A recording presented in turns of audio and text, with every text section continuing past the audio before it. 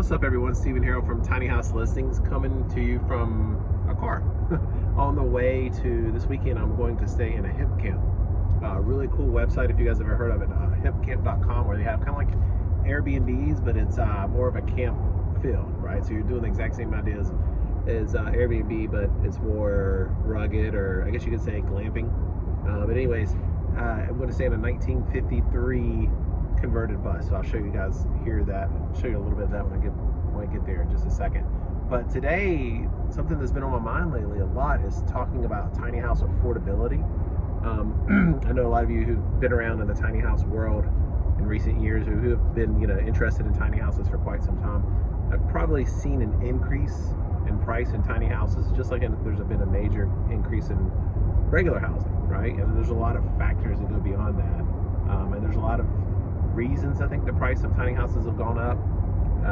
But if you don't know, recently Tiny House Listings started building tiny houses, and one of the main focuses I wanted my company to look at was affordability and pricing, and figuring out ways to keep prices low, while also building a really high quality certified product, right, that will last many years to come for people who buy that. Because let's face it, when you buy a tiny house, it is an investment, right? For most people, it's their life savings, or it's a good chunk of their money, or whatever. For whatever reason, people decide to go tiny, and it's a major purchase.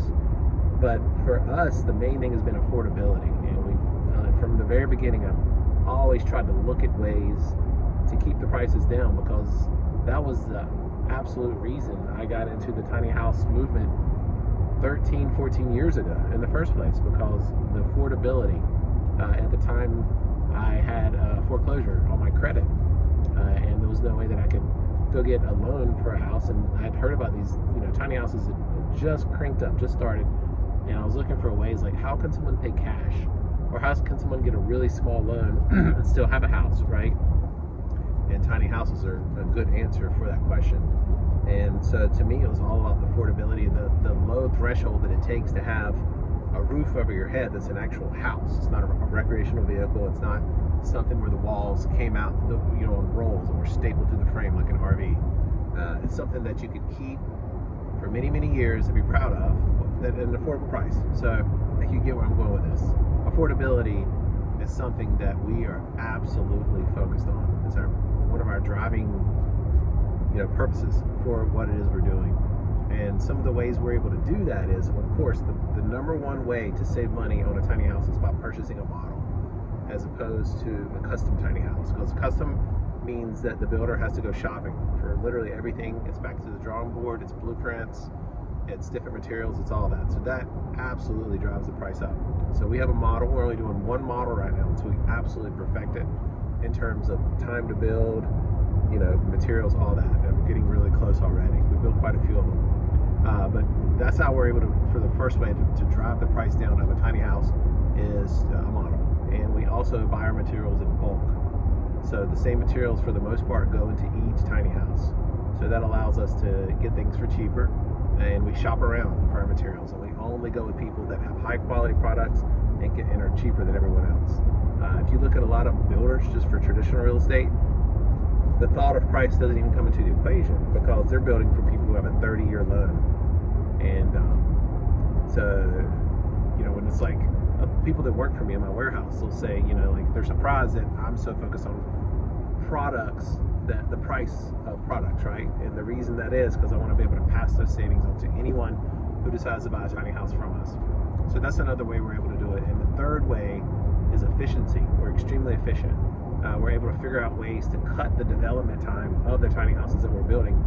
And the way we're doing that is through just getting better, quicker, figuring out ways to make something work better and be able to do it quicker. But that's just a quick thing that was on my mind to talk to you guys about affordability in tiny houses. I think it's really important for people who are very budget minded. And let's face it, there's a lot of people in the tiny house world who have a big budget. And that's fine. There's a lower end for tiny houses, a very cheap one. There's mid-grade, right, somewhere in the middle. And then there's luxury, just like literally everything else. You can go get a flip phone, you can go get a cheap Android, or you can go get the latest iPhone. It's like that. Literally everything that you buy.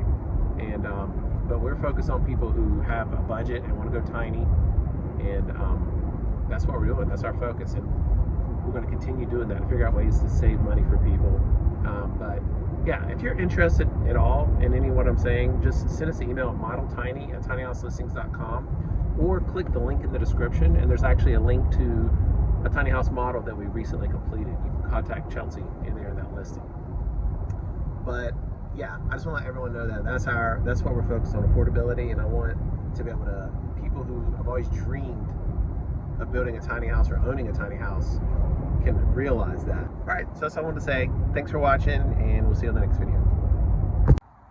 Here's the bus I'm staying in, 1953. So you got the wood stove going.